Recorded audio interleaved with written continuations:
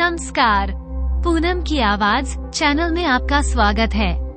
आज हम आपको सुनाएंगे एक राजा और औरत के त्रिया चरित्र की कहानी।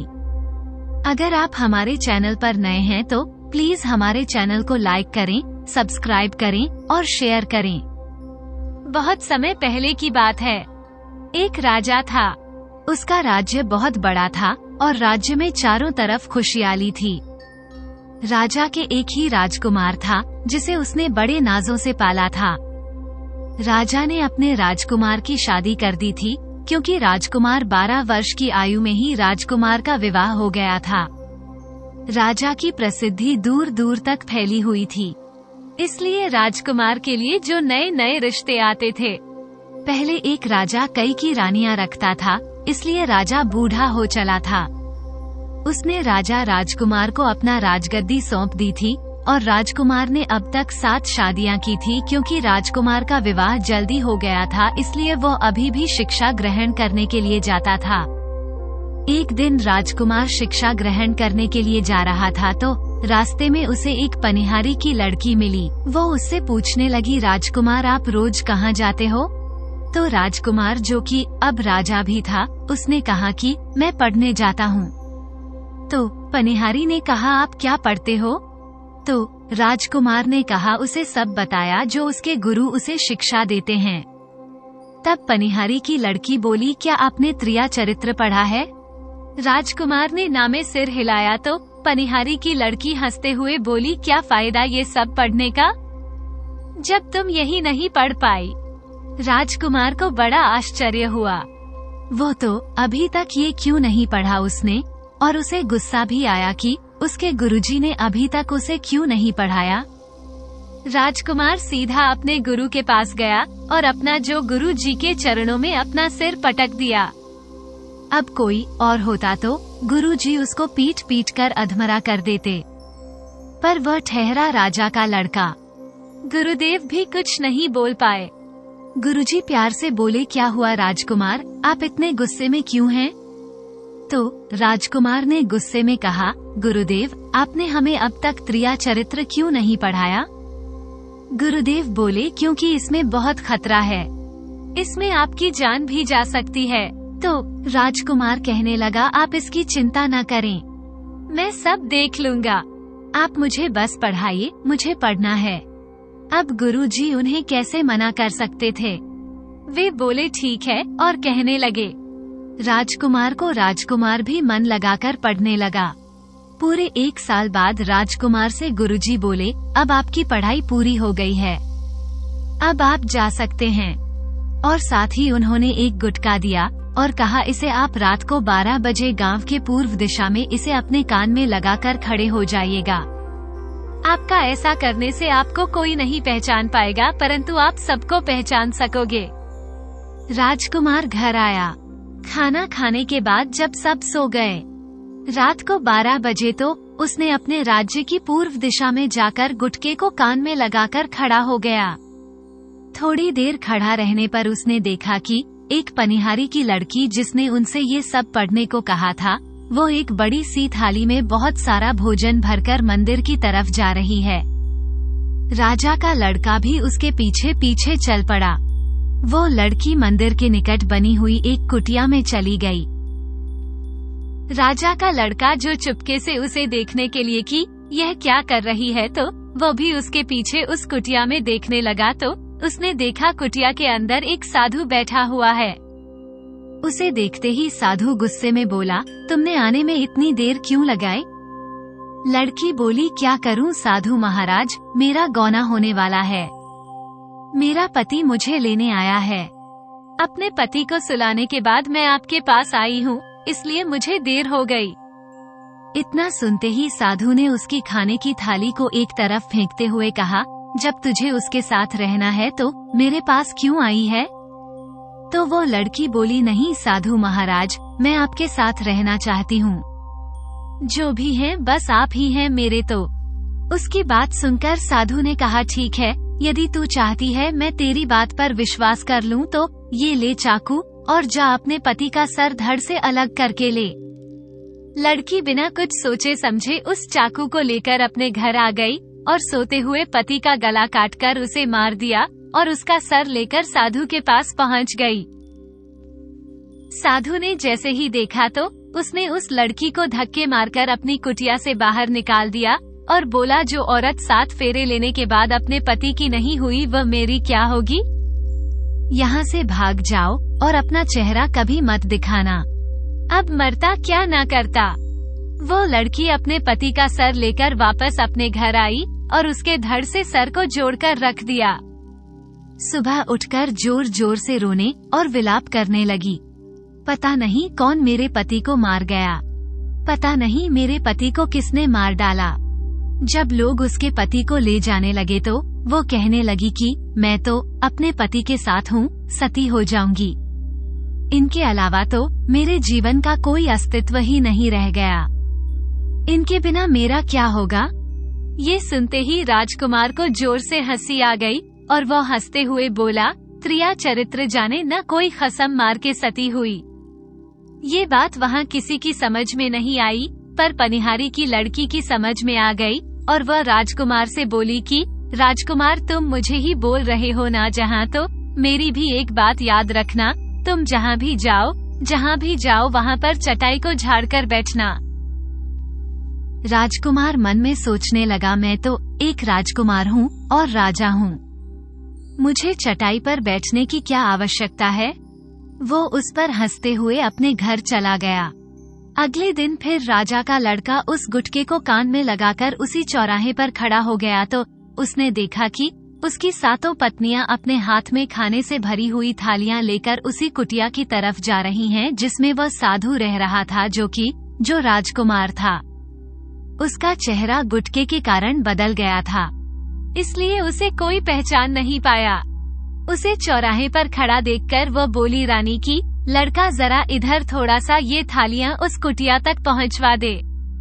राजकुमार ने बिना कुछ कहे जैसा रानी ने कहा वैसा ही किया। वो उसी साधु के पास गई और साधु ने कहा, साधु से कहने लगी कि इस लड़के ने हमारी मदद की है, इसलिए इसको आज रात यहीं रहने की व्यवस्था कर दीजिए।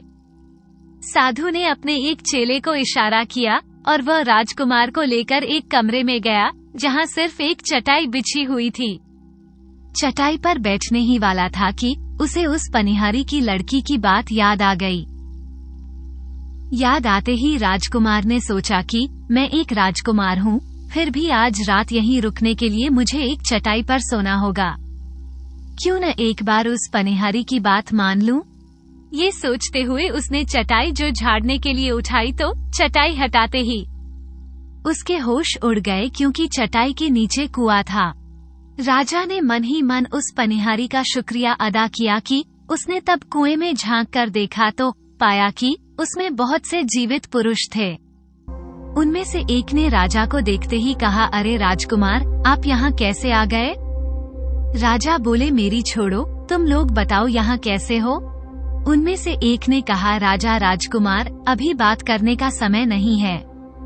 तुम थोड़ी देर में तुम्हारी 7 रानियां यहाँ आती होंगी और तुम्हें जिंदा पाकर वे मार डालेंगे। यहाँ से जल्दी भाग जाओ। राजकुमार वहाँ से जल्दी से भाग निकला, पर साधु ने उसे देख लिया और कहा, इसे जल्दी से पकड़ो। अगर इसने किसी को बता दिया तो मेरा तो पत्ता ही कट जाएगा। सभी रानियां उसके पीछे दौड़ पड़ी, लेकिन वो राजा राजकुमार को कैसे पकड़ सकती थी? पर वह रानियां भी हार मानने वाली नहीं थी। तभी रास्ते में एक नदी पड़ चुकी थी। राजा जो तैरना जानता था, इसलिए जल्दी से नदी में छलांग लगा दी और नदी को पार करता हुआ वह आगे निकल गया। लेकिन रानी को तो तैरना आता नहीं था, इसलिए वो इसी पार रह गई। राजा जब नदी पार करके उस पार गया तो जोर से हंसा, जिससे राजा के सोने के दांत दिखाई दे गए। अब रानियां समझ गई कि ये तो उनका पति है, इसलिए वे भागी भागी साधु के पास आई और बोली, हे साधु महाराज, वह तो हमारे पति थे, अब हम क्या करें? क्योंकि उन्होंने तो हमारा सारा राज जान लिया है। साधु बोला, परेशान मत हो, मेरे पास एक उपाय है जिससे सांप भी मर जाएगा और लाठी भी नहीं टूटेगी। वे बोली तो क्या है वो उपाय? तो साधु बोला देखो वो एक राजा है, अगर तुम लोग उसे ऐसे मार दोगी तो सब लोग तुमको जो शक करेंगे और तुम्हें मार देंगे। इसलिए घर जाओ और उसे मनाओ और ये लो कील। जब वह मान जाए तो उसे एक कमरे में ले जाकर उसके सिर में एक कील गाड़ देना, जिससे वह भेड़ बन जाएगा। उसके बाद तुम उसे मार देना। जब कोई राजा के बारे में पूछेगा तो बता देना वो तो पढ़ाई करने के लिए दूसरे राज्य में गया है। सभी रानियां वह जादू की लेकर राजमहल लौट आई तो राजा बड़े गुस्से में इधर उधर टहलता हुआ उनका इंतजार करता हुआ मिला। वह जैसे ही राजमहल वापस आई थी, राजा उन पर बरस पड़ा, क्या करने जाती हो तुम लोग? हुआ क्या कमी है मेरे इस महल में जो तुम लोग एक साधु के दीवानी बनी पड़ी हो? तो जो छोटी रानी थी वो राजा, क्योंकि राजा छोटी रानी से बहुत प्रेम करता था और उसे बहुत मानता था, तो वो राजा से बोली महाराज हमसे गलती हो गई, हमें माफ कर दो। हमारी मती मारी गई थी, हमें तो उस साधु ने अपने वश में कर लिया था। अब आगे से हम कोई ऐसी गलती नहीं करेंगे। राजा ने सोचा शायद उस साधु ने ही कोई सम्मोहन क्रिया करके इन्हें अपने वश में कर लिया होगा। राजा उसकी बात को सच मान गया और उसने रानी के साथ खाना खाया और उसके साथ कमरे में सोने के लिए चला गया। जब राजा सो रहा था तब उस छोटी रानी ने राजा के सिर में कील गाड़ दी। जैसे ही राजा के सिर में वो कील लगी, राजा भेड़ बन गया। फिर क्या था, सारी रानियां उस पर एक साथ टूट पड़ी। राजा की मार पिटाई होने लगी। अपने आप को भेड़ के रूप में घिरा देखकर और वह रानियों के आगे उसकी कुछ नहीं चल रही थी। अब उसे अपनी जान का खतरा दिखाई दे रहा था तो वो पूरे कमरे में इधर से उधर भागता अपनी जान बचाता हुआ फिर रहा था। रानियों ने उसे चारों तरफ से घेरकर उसे मार रही थी। तभी राजा को अपने कक्ष की खिड़की दिखाई दी जो खुली हुई थी। राजा ने जोरदार छलांग लगाई और खिड़की से कूदकर बाहर भाग गया और वो भागते हुए अपने गुरु के पास पहुंचा और बोला, अरे गुरुजी मुझे बचा लीजिए, मेरे पीछे मेरी ही रानियां पड़ी हुई हैं, वो मुझे जान से मार देंगे। उसके गुरुजी बोले कि मेरे बस की बात नहीं है। राजा बोला, गुरुदेव मैं आपका शिष्य हूँ और शिष्य की जान खतरे में है और आप मना कर रहे हैं, मेरी जान बचाना आपका काम है। तब गुरुदेव बोले, देखो उस साधु के पास जादू की पोटली है जिससे वो तुम्हें कहीं भी मार सकता है, लेकिन एक काम करके तुम बच सकते हो, मैं तुम्हें तोता बना देता हूँ। तुम सुखवाल राजा के राज्य में चले जाना, वहाँ साधु का जादू काम नहीं करता। राजा बोले, तो देर किस बात की है, आप बनाइए, मुझे अभी गुरु तोता बना दीजिए। और जो गुरुदेव ने राजकुमार को तोता बना दिया। तोता उड़कर सुखवाल राजा के राज्य में चला गया।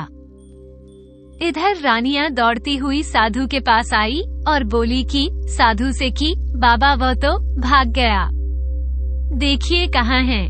साधु ने अपनी जादू की पोटली में देखा तो पाया वो राजा एक तोता बन गया है। साधु ने कहा वह तो तोता बन गया। रानियां बोली, अब क्या करेंगे? साधु बोला कि कोई कुछ नहीं होगा, कोई नहीं, ऐसा करो कि पूरे राज्य में घोषणा करवा दो, जो कोई तोता लेकर आएगा उसे 5 अशर्फी दी जाएंगी। रानियों ने वैसा ही किया। बहेलिया जंगल से तोता पकड़कर लाते और रानियां उन तोतों को एक एक करके मारने लगी। राजा जब तोता बनकर उड़ा जा रहा था तो वह एक गोंद के पेड़ पर रहने लगा।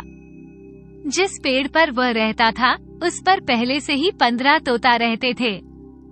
राजा जब वहां गया तो उन लोगों ने राजा को अपना राजा बना लिया, क्योंकि उसने बहुत सी बुद्धिमानी वाली बातें की थीं। इसलिए तोतों को लगा कि हमारा राजा बनने के लिए उपयुक्त है, इसे हमारे झुंड का सरदार बनना चाहिए।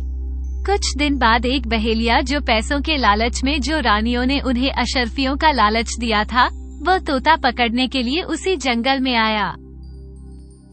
उस बहेलिये ने उस पेड़ के पास आया जिस पर वह राजा अपने साथियों के साथ रहता था। उस बहेलिये ने जब इतने सारे तोते एक पेड़ पर देखे तो बहेलिये ने सोचा कि सभी तोतों को लेकर वह रानी के पास जाएगा तो मैं तो एक ही दिन में मालामाल हो जाऊंगा। लेकिन समस्या ये थी कि उन तोता को एक साथ पकड़ना मुश्किल था, इसलिए उसने एक योजना बनाई। जब सुबह के समय सभी तोता दाना पानी की खोज में चले गए तब बहेलिया ने उसे एक पेड़ की डाली को थोड़े थोड़ी जो हर जगह थोड़े थोड़े कट लगा दिए, जिससे गोंद पूरे पेड़ पर फैल गया। रात के समय जब सभी तोते आए और उस पर बैठे और अपने आपस में बातें करने लगे तो सभी तोतों के पैर जो उस गोंद में चिपक गए। अब क्या करें? तो राजा जो तोता बना हुआ था उसकी चिंता में पड़ गए और कहने लगे कि सरदार हमें कुछ उपाय बताइए। तब वह राजा बना। तोता बोला कि चिंता मत करो, जब बहेलिया आएगा तो तुम सब ऐसे लटक जाना जैसे मर गए हो, फिर वो हमें मरा समझकर नीचे फेंक देगा। जब सबको नीचे फेंक के एक साथ तुम सभी सब जो उड़ जाना। सभी ने कहा ठीक है। जैसे ही बहेलिया आया सभी तोता उल्टे लटक गए। बहेलिये को लगा कि एक ही जगह पूरी रात रहने से सभी तोते मर गए हैं।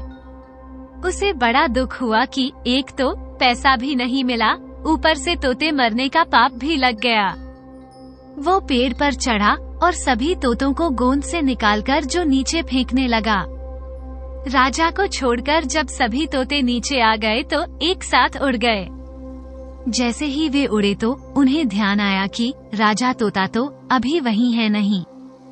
उनमें से कुछ ने कहा चलो उड़ते हैं, राजा को हमारी मदद की जरूरत है।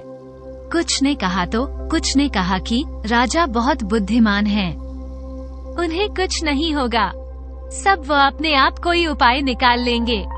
इधर बहेलिया ने देखा कि सभी तोते तो उड़ गए तो उसे समझ आ गया कि ये सब नाटक कर रहे थे। तभी उसकी नजर उस राजा बने तोते पर पड़ी तो वो बोला कोई नहीं, इतनी मेहनत का कुछ तो फल मिलेगा, मैं इसे लेकर रानी के पास जाऊंगा। बहेलिया उस तोते को उतारकर अपने पिंजरे में बंद कर दिया और रानी के पास ले जाने लगा। तब राजा ने कहा, अरे बहेलिया, तुम मुझे रानी के पास ले जाओगे तो तुम्हें क्या मिलेगा? बहेलिया खुश होते हुए बोला, 5 अशर्फियाँ।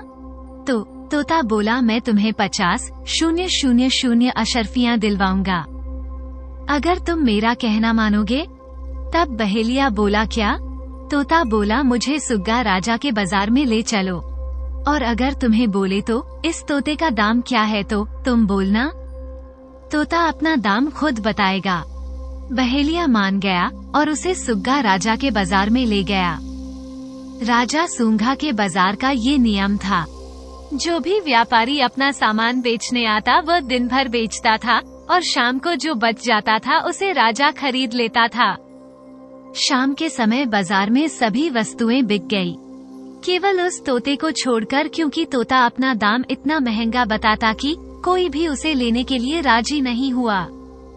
अंत में राजा के दरबारी राजा के पास आए और राजा ने उनसे बाजार का हाल पूछा तो वे दरबारी बोले, महाराज, आज बाजार में एक विचित्र तोता आया है जो अपना दाम खुद बता रहा है, उसको छोड़कर सब कुछ बिक गया है। राजा ने कहा, क्या दाम है? तोते तो दरबारी बोला, पूरे 50,000 अशर्फियाँ। राजा बोले, ठीक है, ले लो, वरना राज्य में ये खबर फैल जाएगी कि राजा के बाजार से सामान वापस आता है तो मेरी बदनामी होगी, परंतु उस तोते को खरीदने मैं खुद जाऊंगा। राजा रथ पर सवार होकर चल पड़ा, बहेलिया के पास पहुंचा और बोला, बताओ बहेलिया, तोते का दाम बताओ तो। बहेलिया के तो जो पसीने छूट गए वो हाथ जोड़कर बोला, महाराज, तोता अपना दाम खुद बताएगा। राजा ने तोते से कहा, तोता बताओ अपना दाम। तोता बोला, 50,000 अशर्फियाँ। राजा बोला, राजा की काम तोता वाला जो कोई न कर सके वो मैं काम कर सकता हूँ और मेरा, इसलिए मेरी कीमत 50,000 है। मैं बड़े बड़े काम जो मिनटों में सुलझा देता हूँ। तो राजा ने तोते को लेकर राजदरबार में आ गया और उसको जो बहेलिया था 50,000 अशर्फियां दे दी। पूरे राज्य में खबर फैल गई कि राजा ने एक तोता खरीदा जो 50,000 अशर्फियों का है। तोता बड़ा ही जो चमत्कारी है। सभी राज्य दरबार राजदरबार में उसे देखने के लिए आने लगे। ये बात साधु और रानियों को भी पता चल गई। रानियां बोली कि बाबा साधु से कि अब क्या होगा। तो साधु बोला, अब एक ही उपाय है, मैं तबला बजाना सिखाता हूँ और तुम लोग नाचना सीख लो और चलो राजा के पास, उन्हें खुश करेंगे और इस तोते को जो मांग लेंगे, क्योंकि उनके राज्य में उनकी बिना इजाजत के हम तोते तक नहीं जा सकते। उन्होंने अपनी सहमति जताई और अपने काम में लग गए। जो साधु था वह तबला बजाता और रानियां नाच गाना करती। इधर जब रानी को पता चला कि दरबार में एक अद्भुत तोता आया है जो बोलता है, तो उसने उसे अपने राजमहल में देखने के लिए मंगवा लिया। रानी तोते को देख के बहुत खुश हो गई और कहा, अब ये तोता राजमहल में रहेगा। वो उसे रखने लगी, उसे खिलाना पिलाना उसका ध्यान रखने लगी। एक दिन राजा अपने दरबार में बैठा था, तभी उसके पास 3 लड़के आए और कहा, महाराज हमारा फैसला कीजिए। उन्होंने कहा, क्या मामला है, तो पहले पूरी बात बताओ। उन्होंने कहा, हम तीनों भाई हैं। हमारे पिता की मृत्यु अभी फिलहाल हाल ही में हुई है। उन्होंने हमारी गैरमौजूदगी में अपनी जो विरासत बनाई, जिसमें उनकी संपत्ति के केवल 2 हिस्सों में बांटा है, इसमें किसी एक का नाम नहीं दिया। बताइए क्या करें? राजा का सिर चकरा गया। करे तो क्या करे?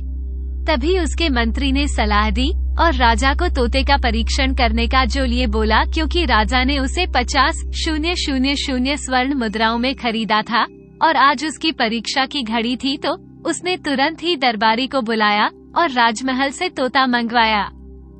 उसे पूरी बात बताई।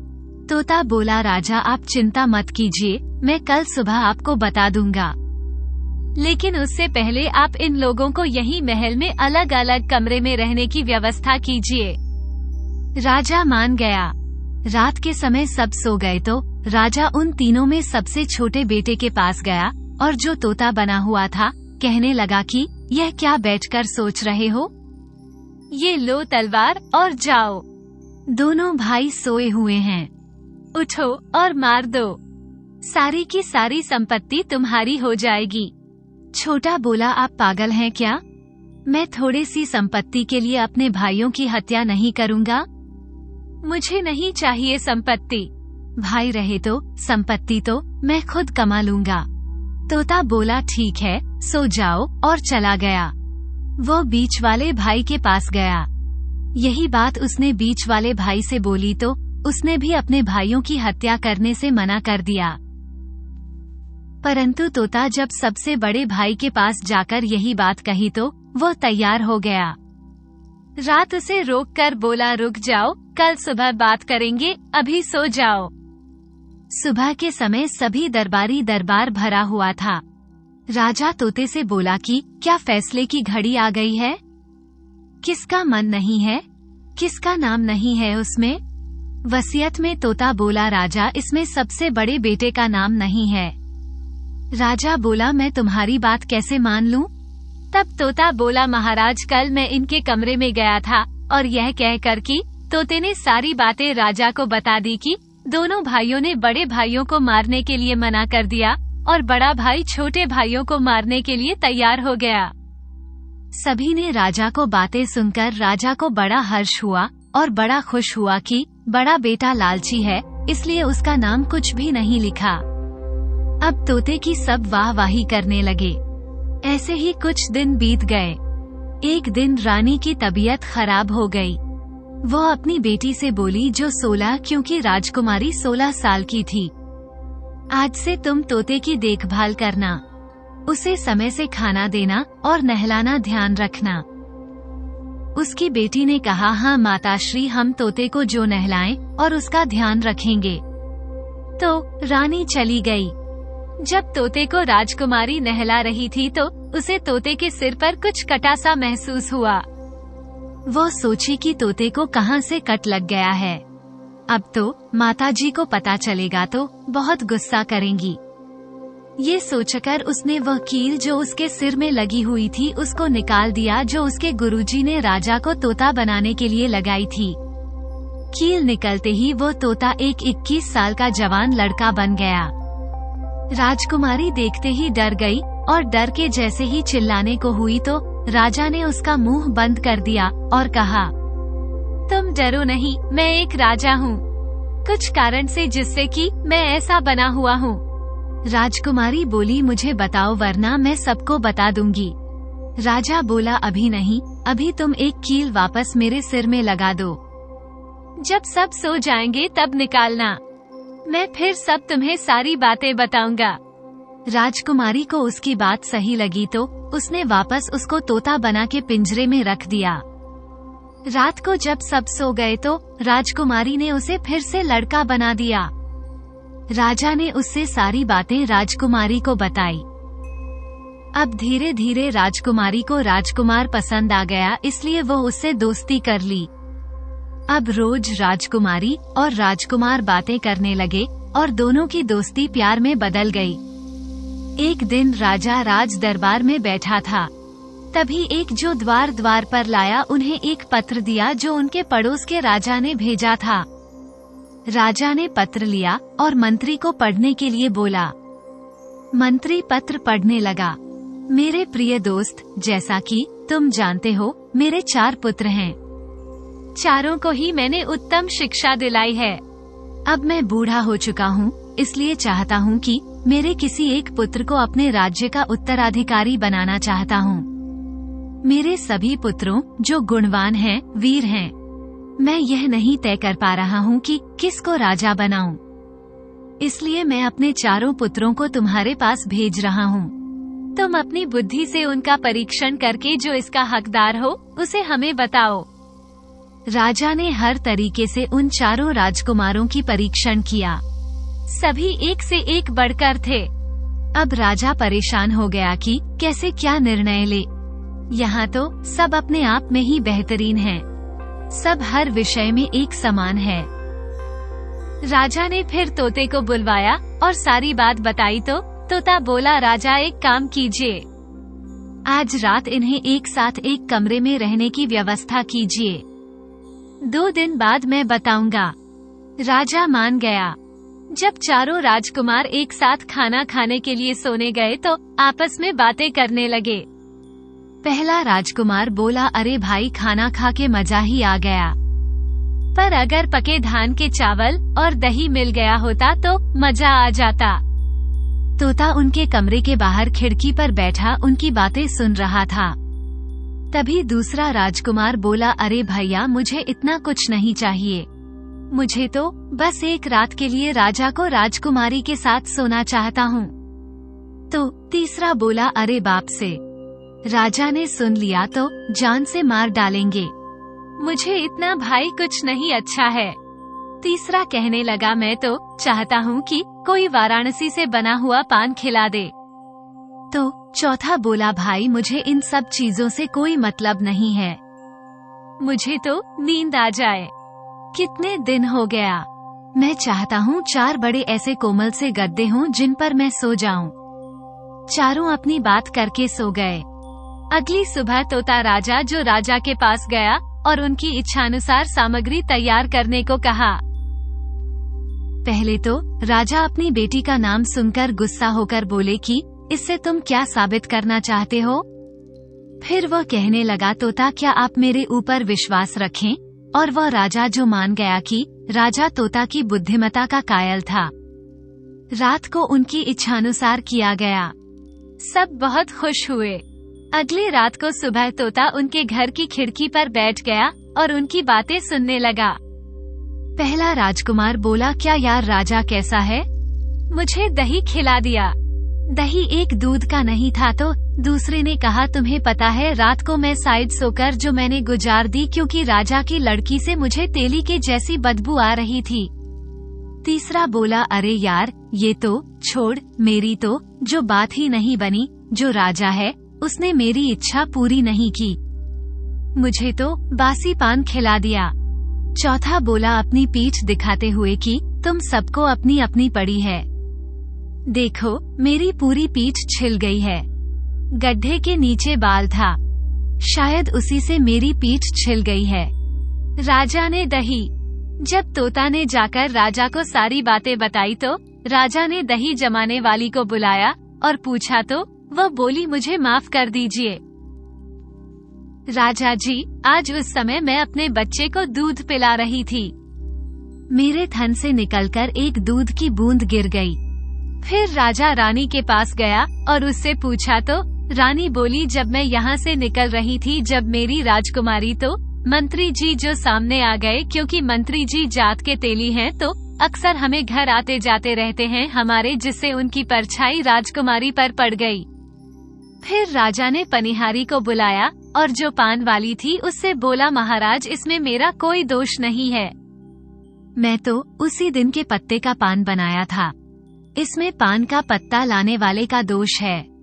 राजा ने उसे बुलाया तो वो बोला, महाराज, पत्ता तो उसी दिन तोड़े थे, लेकिन सफर दूर होने के कारण अगले दिन पहुँचे हैं। इसके बाद राजा उस घर में गया जहाँ चौथा राजकुमार सोया हुआ था और उस पर बिछे गद्दे को बहुत बारीकी से देखा तो पाया कि सबसे नीचे वाले गद्दे में एक बाल लगा है। राजा ने तोते से कहा कि अब क्या किया जाए, तो तोते ने कहा, चौथे राजकुमार को राजा घोषित कर दें। राजा बोले, ऐसा क्यों? तो तोते ने कहा कि देखो, राजा सा पहले ना कहकर, दूसरे ने सूंघकर और तीसरे ने चबाकर बताया। इधर साधु ने राजा की रानियों को नाच गाना सिखा दिया तो वह उसमें बिल्कुल पारंगत हो गई। तो वह अब साधु के साथ राजा सोऊंगा बोलकर दरबार में आ गई और कहा, महाराज, हम आपको अपनी कलाकारी दिखाना चाहते हैं, हमें इजाजत दीजिए। राजा ने इजाजत दे दी। सभी रानियां और वो साधु नाच गाना करने लगे।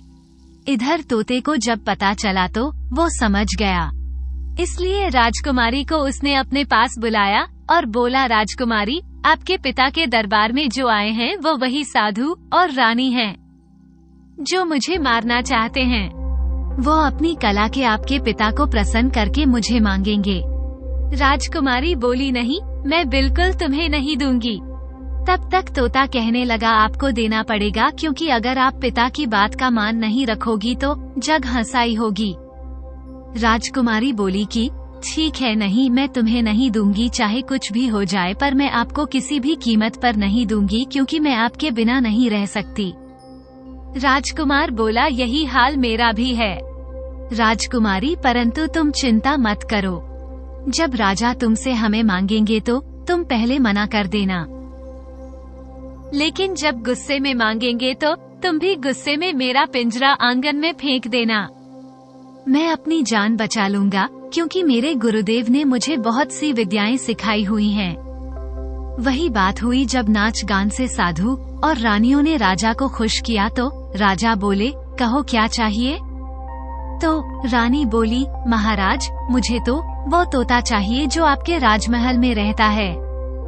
राजा बोले, अरे कैसी छोटी सी चीज मांग रहे हो? कहो, सोना चांदी से तुम्हें तोल दूं। तोता तो बहुत ही कम पैसे का है। साधु बोला, नहीं महाराज, हमें बस वही चाहिए। राजा बोले, ठीक है। उसने अपने दरबारी को आदेश दिया कि जाओ राजमहल में से तोता लेकर आओ। दरबारी चला गया।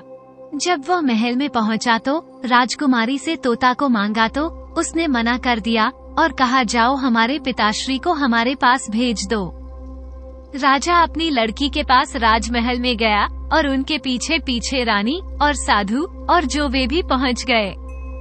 राजा ने राजकुमारी से पिंजरा मांगा तो पहले तो वो मना कर दी, पर जब राजा उस पर गुस्सा हुए तो उसने भी गुस्से में पिंजरे को आंगन में फेंक दिया। उसके 35 तोता सरसों का दाना बन गया और पूरे आंगन में बिखर गया। तभी साधु कबूतर बनकर उन दानों को चुगने लगा, लेकिन एक दाना पास की नाली में चला गया जिसमें राजा के प्राण थे। कबूतर बन साधु ने उसे भी चुगने की सोची। जैसे ही उधर गए हुए दाने को चुगने के लिए झुका तो तोता सरसों के सरसों से बाज बन गया और वही कबूतर बने साधु को मार दिया। ये सब देखकर रानियां भाग खड़ी हुई। राजा सुग्गा के आश्चर्य की सीमा नहीं रही। यहाँ तक कि राजा बेहोश हो गया और उन्हें उनके कमरे में ले जाया गया। बाजवा प्रस्तोता बनकर पिंजड़े में बैठ गया। जब राजा को होश आया तो राजकुमारी ने तोते को जो पिंजरे सहित अपने कमरे में बुलाया और राजकुमारी से बोले कि सच सच बताओ ये सब क्या है। राजकुमारी बोली, पिताजी, इससे पहले मैं आपको बताऊं, आपको कुछ दिखाना चाहती हूँ। राजा ने कहा, ठीक है, फिर दिखाओ। तो राजकुमारी ने तोते के पिंजरे से बाहर निकालकर उसके सर से कील निकाल दी। कील निकलते ही राजा जो तोता था वो एक सुंदर राजकुमार में परिवर्तन हो गया। तब तो राजा को और आश्चर्य हुआ। उन्होंने तोते से जो सारा माजरा पूछा तो राजा ने शुरू से अंत तक की सारी कहानी राजा को बता दी। राजा बोले, तो अब क्या करना चाहिए? क्योंकि शादी तो जो साधु था वो तो मर चुका है। साधु का बिना ये रानियां तुम्हारी कुछ नहीं कर पाएंगी। वो बोला, महाराज, मैं जानता हूँ वो मेरा कुछ नहीं कर सकती, लेकिन अब मैं इनको अपने साथ नहीं रखना चाहता। अब मैं आपकी पुत्री से प्रेम करता हूँ और वो मुझसे अगर आप इजाजत दें तो हम दोनों शादी कर लें और उसके बाद मैं इन्हें लेकर अपने राज्य लौट जाऊंगा। राजा कुछ बोलने को हुआ उससे पहले ही राजकुमारी बोली, पिताजी, मैं भी इनसे बहुत प्रेम करती हूँ। अगर इनके साथ शादी नहीं हुई तो मैं किसी के साथ शादी नहीं करूंगी। तब रानी बोली, महाराज, हमारी पुत्री को इतना साहसी और बुद्धिमान लड़का मिला, ये तो हमारे लिए बड़े सौभाग्य की बात है। हमें इस प्रस्ताव को स्वीकार कर लेना चाहिए। राजा बोला, अरे हमें भी कोई कुछ बोलने दे, हमें ये प्रस्ताव मंजूर है। कल ही राजपुरोहित को बुलाकर यह जो शादी का दिन पक्का करता हूँ। राजा ने राजपुरोहित को बुलाकर शादी का दिन पक्का कर दिया और राजकुमार के साथ राजकुमारी का विवाह कर दिया। राजा अपनी रानी को लेकर अपने देश लौट आया। खबर सुनते ही रानियां रुपया पैसा गहना लेकर भागने लगीं तो राजा ने अपने सैनिकों से उन्हें पकड़वाया और उन्हें जो कालकोठरी में डाल दिया तो और उन्हें जो जिंदगी भर उम्र कैद की सजा सुना दी। अगर ये भागने की कोशिश करें तो राजा ने कहा कि इनकी आंखें निकालकर इन्हें चील कौवों को खिला दिया जाए। दोस्तों, धन्य है विद्या, धन्य है नारी, पति मारने को बनी लाचारी। जिस कुएं में सबको मारा दो, इनकी भी उसी को बलिहारी। इसलिए जब रानी बाज नहीं आई तो सैनिकों ने सातों रानियों को उसी कुएं में गिरा दिया जिसमें रानी और साधु थे। रानी ने जो रानी और साधु ने कितनों को मौत के घाट उतारा था, उनकी बात जिनको भी पता चलती थी उन्हीं को उस कुएं में मारकर डाल देते थे। उस कुएं को बंद कर दिया गया और उस कुटिया को भी उजाड़ दिया गया। इसके बाद राजा रानी आराम से एक दूसरे के साथ रहने लगे।